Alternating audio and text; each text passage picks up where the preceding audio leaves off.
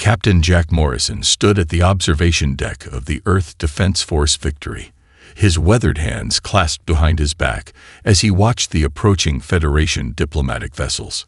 Their sleek, crystalline hulls caught the light of Earth's sun, creating prismatic displays that would have impressed anyone else. Morrison just saw poorly protected command centers and vulnerable propulsion arrays. "They're here to evaluate you, not for you to evaluate them," Admiral Chen said, appearing beside him. She handed him a datapad displaying his new orders.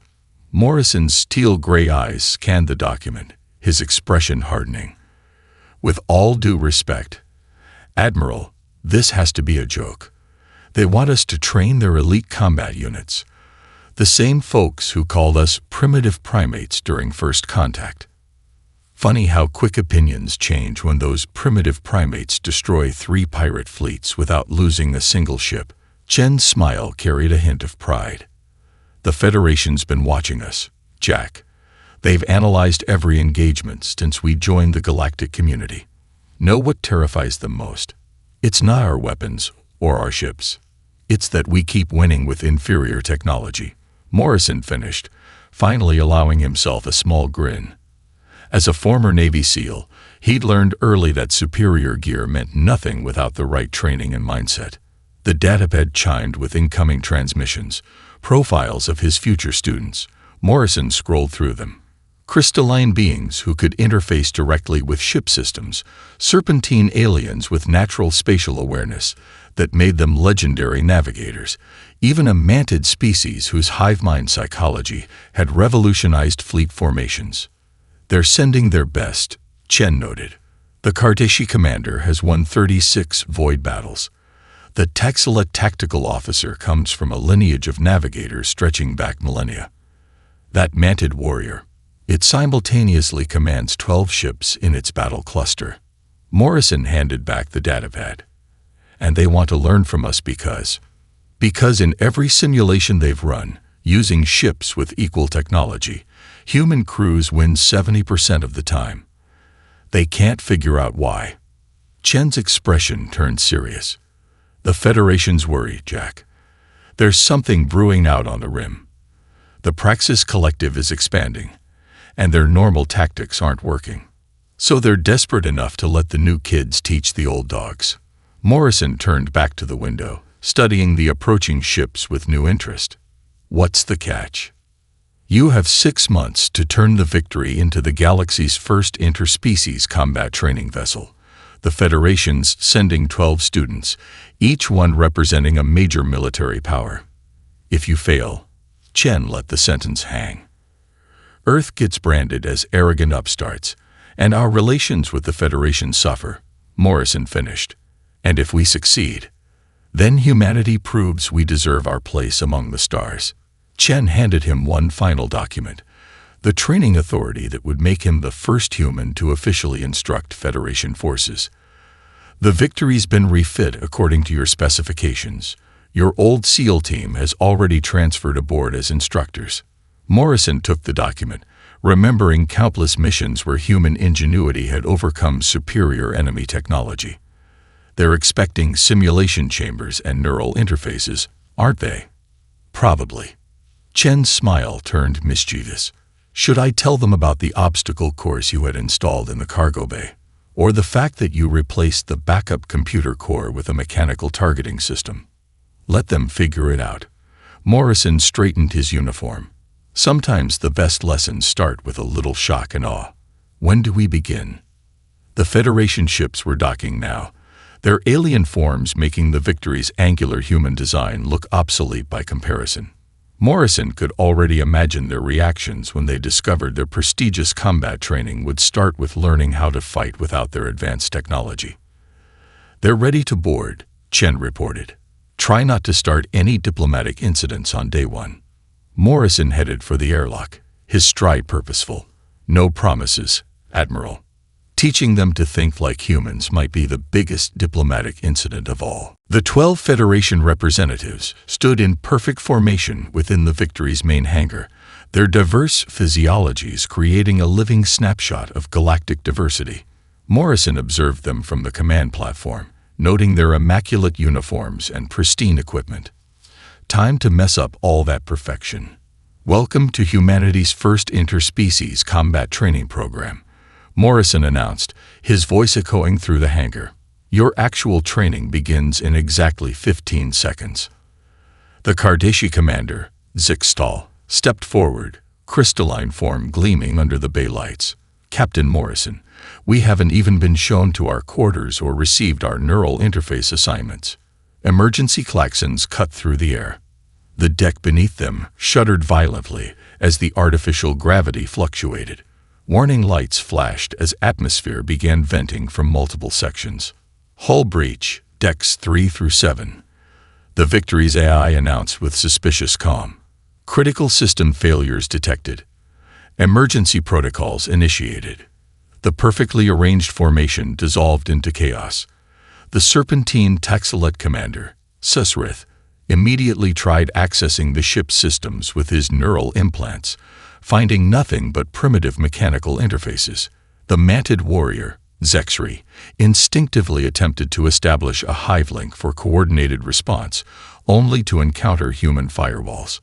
Your neural tech won't work here, Morrison called out as emergency bulkheads slammed down. Victory systems are deliberately incompatible with Federation standards. Welcome to human combat training, where technology is your last resort, not your first. The hangar's temperature plummeted as life support struggled. The Cardassian's crystalline form began to frost over, while the Texelet's scales contracted against the cold. Only Zexri seemed to grasp the situation, mandibles clicking as it observed the human crew's response. Morrison's instructors, all former special forces, moved with practiced precision. They manually activated emergency systems, bypassed failing controls, and demonstrated immediate survival protocols.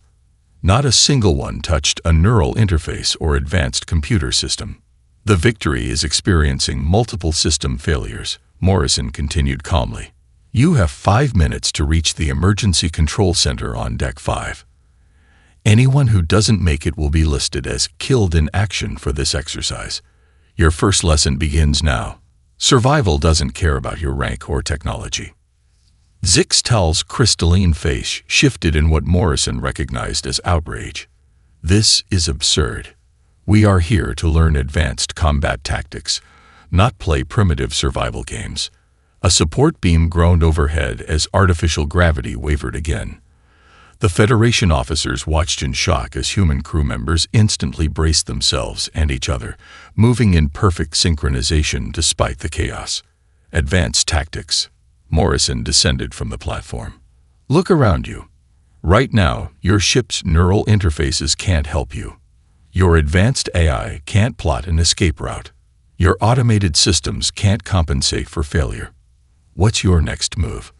Zexri suddenly moved, its insectoid form adapting quickly to the changing gravity.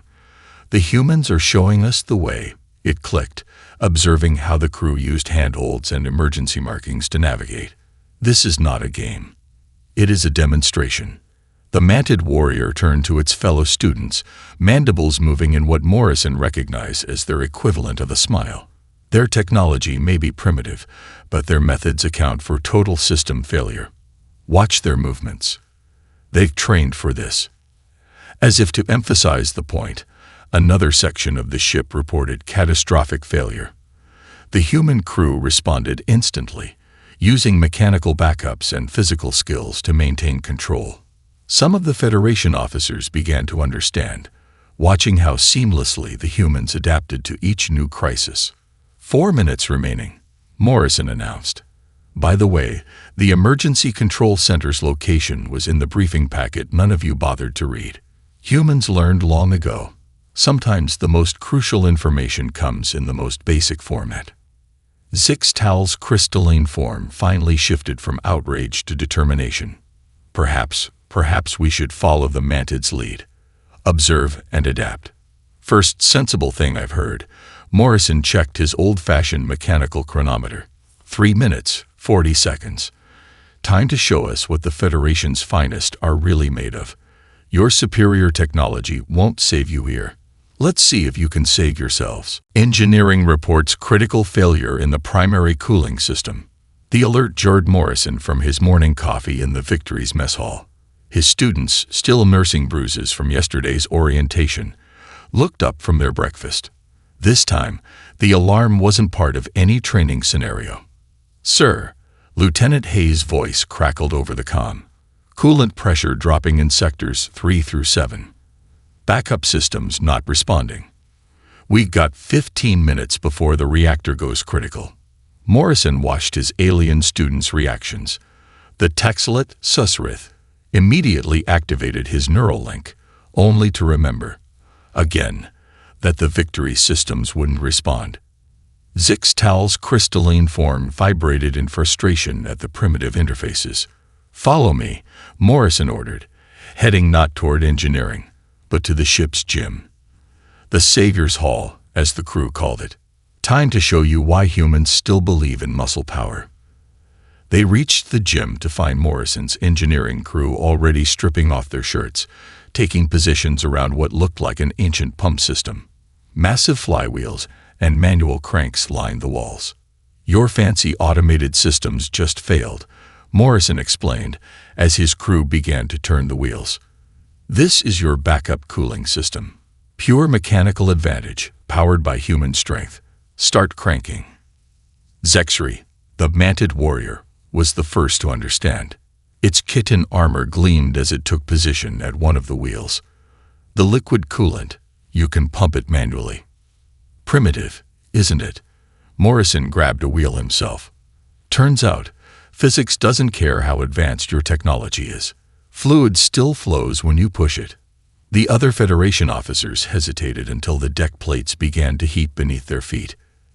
Zixtal's crystalline form actually glowed from the rising temperature.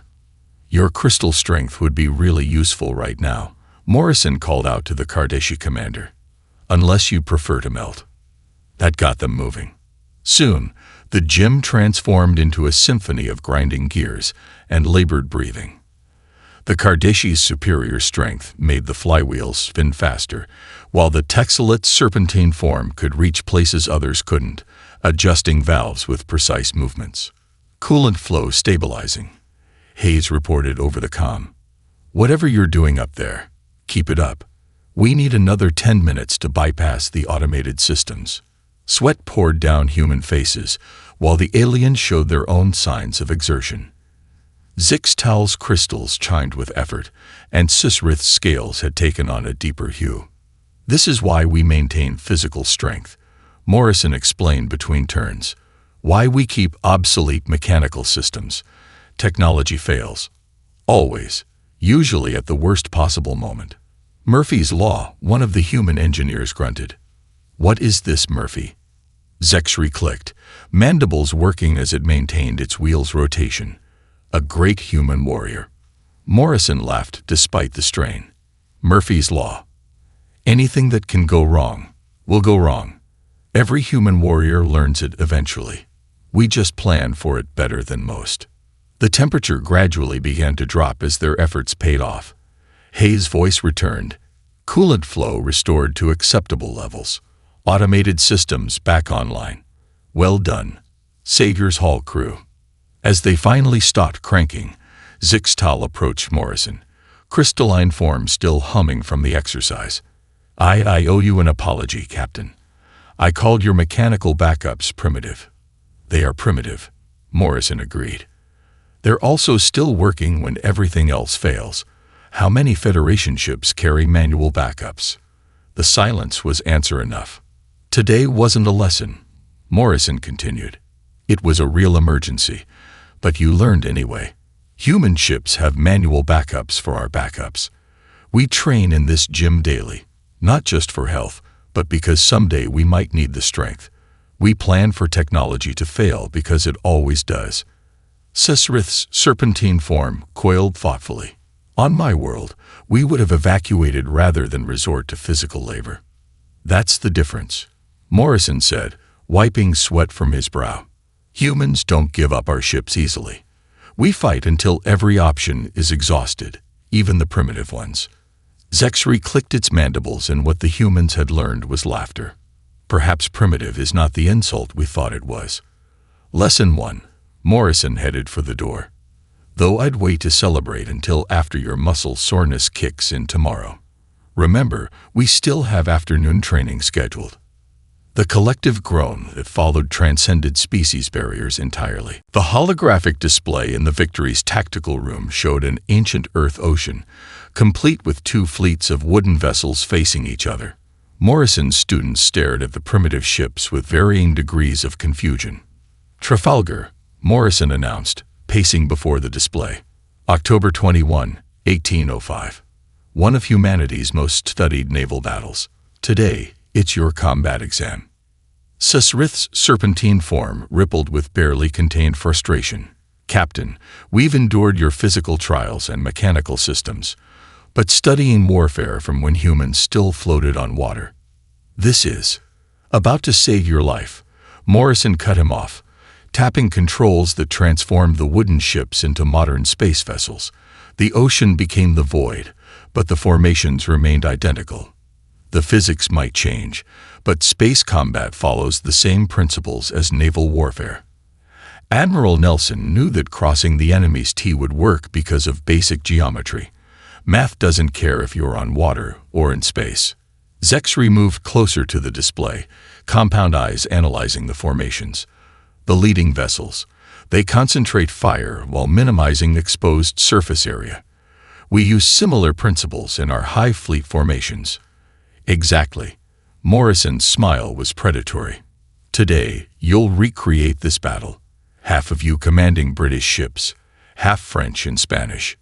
Using modern vessels, but maintaining the same basic formations and tactics. The alien officers divided into teams, with Zexri and Zixtal leading the British forces, while Sisrith commanded the combined French-Spanish fleet. Morrison watched as they studied the historical battle data, their initial skepticism turning to genuine interest. The wind conditions, Zixtal's crystalline form shifted thoughtfully. They mirror solar wind patterns in the Cardassian Nebula.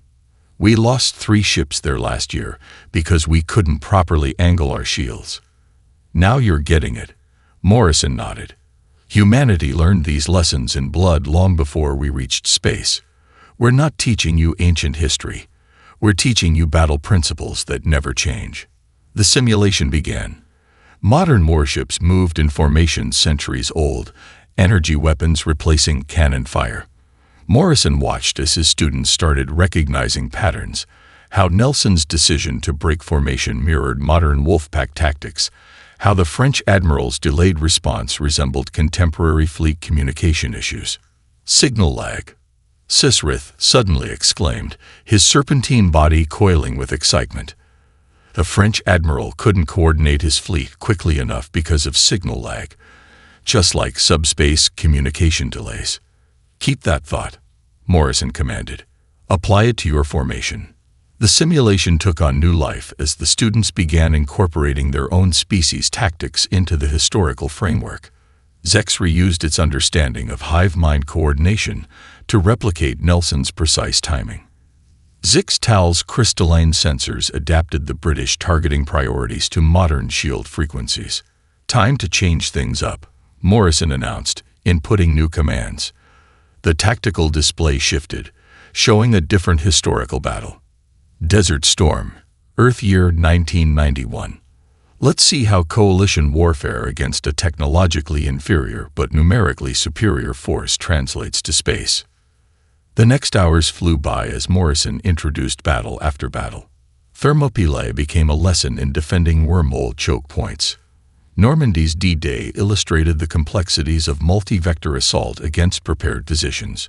With each scenario, the alien officers found more parallels to modern space combat. I understand now, Zixtal declared as they analyzed their performance after the final simulation. Humans didn't have to relearn space combat from scratch. You'd been practicing it for millennia.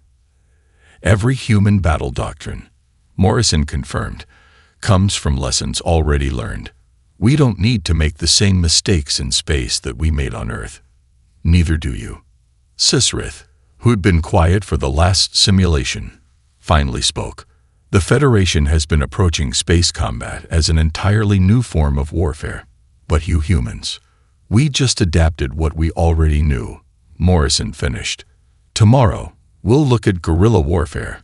I think you'll find the Viet Cong's tactics particularly interesting when applied to asteroid fields.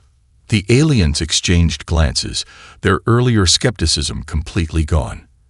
They'd come expecting to learn advanced space combat. Instead, they were learning something far more valuable: how to think about combat itself. One question, Captain, Zexry clicked. Did your species develop spaceflight just to prove your ancient admirals right? Morrison's laugh echoed through the tactical room. No, but I'm sure they'd appreciate the validation. Red alert klaxons shattered the Victory's night cycle.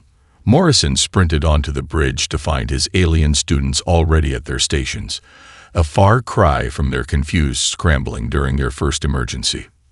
Federation Research Station Gamma 9 has gone dark, Lieutenant Hayes reported. Last transmission indicated they were under attack by a Praxis collective high ship.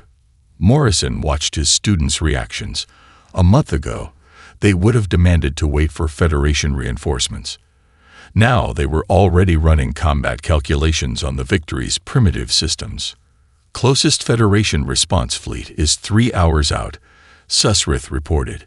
His serpentine form coiled efficiently around the tactical station. Station's life support will fail in 2. Time to test your training, Morrison announced. Combat positions. Zexry, you have tactical. Zixtal, engineering. Susrith, navigation. Show me what you've learned about thinking like humans.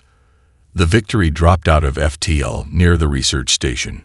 The Praxis hive ship loomed before them, its biomechanical form already extending assimilation tendrils toward the station's hull. It was twice the Victory's size, with technology centuries ahead of Earth's capabilities. Analyzing their pattern. Zexry clicked from tactical, compound eyes processing data. They're expecting Federation standard response protocols. Shields configured for quantum torpedoes, point defense aligned for fighter swarms. Good. Morrison nodded. What would humans do differently? Get unconventional. Zixtal's crystalline form hummed with anticipation. Captain, remember Trafalgar. The wind gauge meant everything. Here, the Kardashi's hands danced over engineering controls. Solar wind from the nearby star. If we dump plasma from our port nacelles, we can use the particle flow to mask our approach. Susrith finished, serpentine body writhing with excitement, like Nelson splitting his fleet, but using solar wind patterns for cover. Morrison allowed himself a proud smile. They weren't just reciting history. They were adapting it. Make it happen. The Victory's engines flared, dumping superheated plasma into the solar wind. To the Praxis sensors, it would look like a standard engine failure. The ship curved down relative to the system's orbital plane, using the plasma dispersal as cover. Praxis vessel maintaining course, Zexry reported. Their arrogance. It's like the Spanish fleet at Trafalgar. They believe their technological superiority makes them invincible. Then let's change their minds. Morrison keyed the ship-wide comm. All hands, prepare for close action battle, just like we practiced. The Victory shot upward through its own plasma cloud, emerging at point-blank range beneath the Praxis ship. Before the hive ship could react, Zexry fired, not with the main weapons, but with specially modified mining charges. Direct hits, the Manted Warrior announced. Their biomechanical hull is reacting exactly as predicted. The crystalline resonance frequency is disrupting their neural networks. The Praxis ship's tendrils spasmed, its attempts to adapt to the unexpected attack hampered by the sonic disruption. Zixtal's calculations had been perfect. The mining charge's crystalline payload shattered the enemy's silicon-based neural pathways. They're trying to retreat, Susrith reported. Standard Praxis protocol when faced with unknown variables. Not happening. Morrison's voice was steel. Zexry, those hull breaches you created. Time for Phase 2. Zixtal, Give me everything you can squeeze from the engines. The Victory pursued relentlessly, firing precision shots into the wounds they'd already created. Each blast was carefully calculated, using the enemy's own biomechanical nature against it. The Praxis ship, designed to adapt to standard military attacks, found itself unable to counter the unorthodox assault. Enemy vessel has ceased movement, Zexri announced finally. Biosigns indicate their neural network has completely collapsed. Research station reports their shields are holding, Sesrith added. We arrived in time. Morrison surveyed his bridge crew, human and alien working in perfect synchronization. Well done. You just defeated a superior force using historical naval tactics, mining equipment, and characteristics of solar wind that Nelson would have recognized. Still think human combat principles are primitive. Zixtal's crystalline form shimmered with what Morrison now recognized as laughter. Perhaps primitive isn't the correct word, Captain. I prefer timeless. Mission complete, Morrison announced. But don't celebrate yet. Now comes the hard part. Explaining to Federation Command how a training vessel with obsolete technology just disabled one of the most advanced ships in known space. Simple, Zexri clicked. We'll tell them we did it the human way. We got creative. The Victory's briefing room had never felt so crowded. 3 Federation admirals, a Cardashi crystalline form, a serpentine Taxolite elder, and a mantid high commander sat across from Morrison and his students. Their recent victory against the Praxis ship had drawn more attention than expected. Unorthodox tactics, the Cardashi admiral's crystalline form pulsed with barely contained disapproval. Mining charges against a capital ship. Solar wind manipulation. This is not how we conduct warfare. No, Morrison agreed, standing at ease. It's how humans conduct warfare. And it worked. The mantid high commander's antennae twitched. Perhaps a demonstration is in order. 3 of our vessels have arrived with us. A proper wargame to evaluate your methods. Morrison caught the gleam in his students' eyes. After weeks of training, they understood exactly what that subtle dismissal meant. The Federation still didn't get it. Happy to oblige, Morrison replied. In fact, let's make it interesting. My students will command your advanced ships. Your crews can take the victory. The silence that followed was deafening. The Taxolite elder's scales shifted colors in surprise. You would give up the vessel you've trained on. Vessel doesn't matter, Zexri clicked confidently. The principles do. 2 hours later, Morrison stood in the Victory's observation deck, watching his students board the Federation ships. The comms crackled with their final checks. Remember Thermopylae, he transmitted. Sometimes the ground you fight on matters more than the weapons you carry. The war game began traditionally enough. The Federation crews manning the Victory displayed textbook formations, their movements precise and by the book. They'd studied the ship's capabilities thoroughly. What they hadn't studied was human history. Look at their formation. Sesrith transmitted from the lead Federation ship. They're positioning the Victory exactly where a superior force should be. Just like the Persian fleet at Salamis, Zixtal added. They think the narrow space between these asteroids favors their defensive positions. Morrison washed with pride as his students sprung the trap. The Federation ships suddenly split their formation, a maneuver that would have been suicide with their usual rigid command structure. But they weren't fighting as Federation officers anymore. The Victory's crew found themselves caught in a 3-dimensional version of an ancient pincer movement. When they tried to retreat, they discovered their own advanced sensors had been turned against them. Zexri had used the Federation ship's superior scanning capability to seed the escape routes with false signatures. They're thinking like Nelson at Copenhagen, Morrison mused to himself as he watched the Federation ships execute a perfect crossing maneuver, using the enemy's strengths as their weakness. The war game ended in under 15 minutes. The Victory, despite being commanded by experienced Federation officers, had been thoroughly outmaneuvered by its own former students. Impossible. The Cardassian admiral's crystalline form vibrated with disbelief. Those maneuvers, they aren't in any Federation combat manual. No, Morrison agreed. They're in human history books. Your ships, our tactics. Turns out that's a pretty potent combination. The Mantid High Commander's antennae twitched rapidly, their equivalent of deep thought. Your students combined Federation technology with human strategic principles. The result?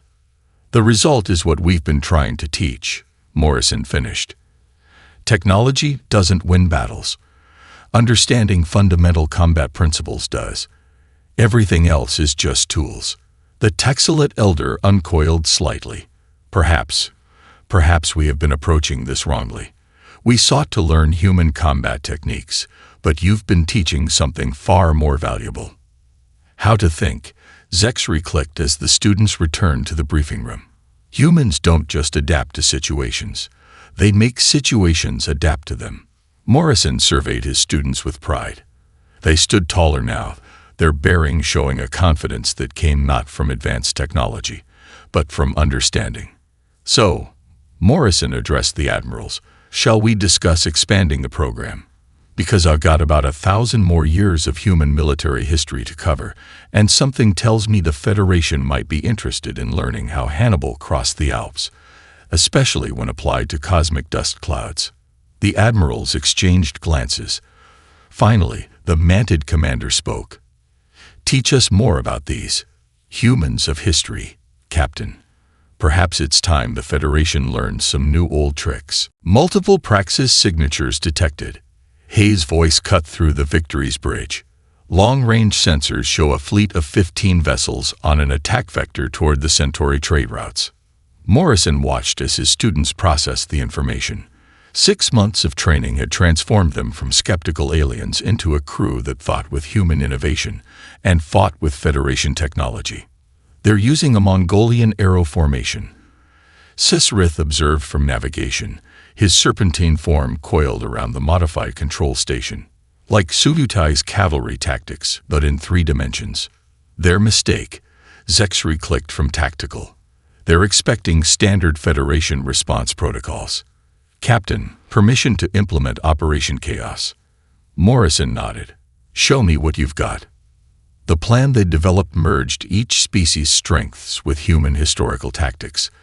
The Victory transmitted coded burst signals to their Federation support ships, now commanded by graduates of Morrison's program.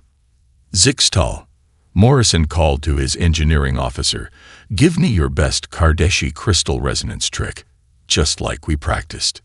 The crystalline officer's form hummed as he interfaced with the modified systems.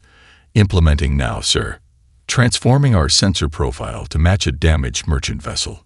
The Victory limped into view of the Praxis fleet, appearing to all sensors as a crippled cargo ship. Just as a wolf pack would focus on the wounded prey, 3 Praxis vessels broke formation to intercept. Now they're thinking like Mongols, Morrison smiled grimly. But we're about to show them why you don't split your forces against humans. Execute Phase 1. The damaged Victory suddenly came alive. The crystalline resonance signature shifted, becoming a weapon rather than a disguise. The approaching Praxis ships, their biomechanical systems confused by the frequency shift, faltered. Phase 2, Morrison ordered. Show them, Kenna.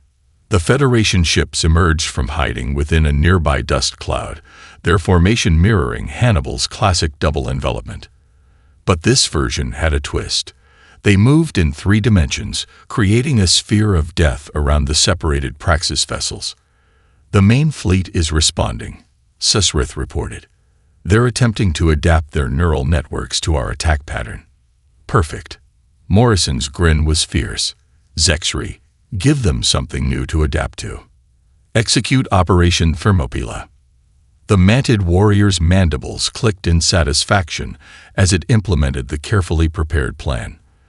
The Federation ships split into smaller groups, each one using modified mining charges and crystalline resonance weapons in different combinations. Just like the Greeks, Morrison commented. Make them come at us through the hot gates, except our hot gates are gravitational eddies and sensor shadows. The The Praxis fleet, designed to adapt to standard military tactics, found itself overwhelmed by the constantly changing assault patterns. Each time they adjusted to one form of attack, the Federation ships would switch to something completely different. "They can't adapt fast enough," Zixtal reported, his crystalline form vibrating with excitement. "Their neural networks are cascading into failure from information overload." "Now they know how the Persians felt at Thermopylae," Morrison noted. "Zexri, coordinate with the fleet. Time for Alexander's hammerstroke." The Victory led the charge, punching through the confused Praxis formation like ancient cavalry breaking through infantry lines. Federation ships followed in their wake, each one targeting specific vulnerabilities they'd identified. 5 Praxis ships disabled, Susrith reported, 3 more showing critical system failures. The remainder are attempting to retreat. "Not today." Morrison's voice was steel. "Show them why you don't turn your back on a human battlefield. Execute Operation Agincourt." The final phase was beautiful in its brutality. Federation ships herded the retreating Praxis vessels into a prepared killing zone, where concentrated fire from multiple angles gave them no chance to adapt or escape. When it was over, 15 Praxis ships drifted powerless in space. Not a single Federation vessel had been lost. "Victory secure," Zexri announced formally. "The Centauri trade routes are safe." Morrison surveyed his bridge, human and alien working as one crew. Centuries of military doctrine from multiple species merged with millennia of human combat experience. "Send word to Federation Command," he ordered. "Tell them the Victory's first class just passed their final exam. And tell them," he smiled, "tell them humanity is ready to teach advanced courses." The Victory's hangar bay was transformed. Where training equipment once dominated the space, now stood a ceremonial platform. Federation flags from 12 different species hung alongside Earth's banner, and the assembled crowd represented the most diverse gathering ever seen on a human vessel. Morrison stood at attention, watching as Admiral Chen pinned commendations on his graduating class. Each student had changed profoundly from their first day aboard. "The Federation Council has unanimously voted to establish the Human Combat Doctrine Initiative," Chen announced to the assembled dignitaries. "With the Victory as our flagship training vessel, we'll be opening 5 more schools across Federation space." Zixtal's crystalline form caught the light as the Cardassian commander stepped forward to receive his certification. No longer did he sneer at primitive human technology. His final thesis on integrating crystalline warfare with ancient Roman infantry tactics had already been classified as essential Federation reading. "Commander Zixtal," Morrison called out, "your new assignment is to lead the Cardassian Defense Academy's Human Combat Integration Program. Try not to break too many preconceptions on your first day." The crystalline being's form hummed with what everyone now recognized as laughter. "No promises, Captain. My first lecture is titled, 'Why Keezer's Legion Would Have Made Excellent Void Warriors.'" Susrith slithered forward next, scales gleaming. The Texelite navigator had transformed from a skeptic of human methods into their most passionate advocate. "Permission to speak freely, Captain." Morrison nodded. "When I arrived, I thought humans were centuries behind us in combat evolution. Now I understand. You were centuries ahead. You'd already fought every battle we're just discovering, just in different mediums." "The principles never change," Morrison agreed. "Only the battlefield does." Zexri approached last, its manted form moving with the precise grace it had learned from studying samurai warfare. "The hive minds have requested I establish a direct neural learning program. Captain, we will upload human military history directly into our combat networks. Just remember," Morrison cautioned, "it's not about memorizing the battles. It's about understanding why they worked. Technology changes, but psychology doesn't. The same principles that won battles on Earth's oceans still win them in space." Admiral Chen stepped forward again. "Captain Morrison, the Federation Council has a request. They want the Victory to lead a full battle group. Take your teaching to the front lines." Morrison shook his head.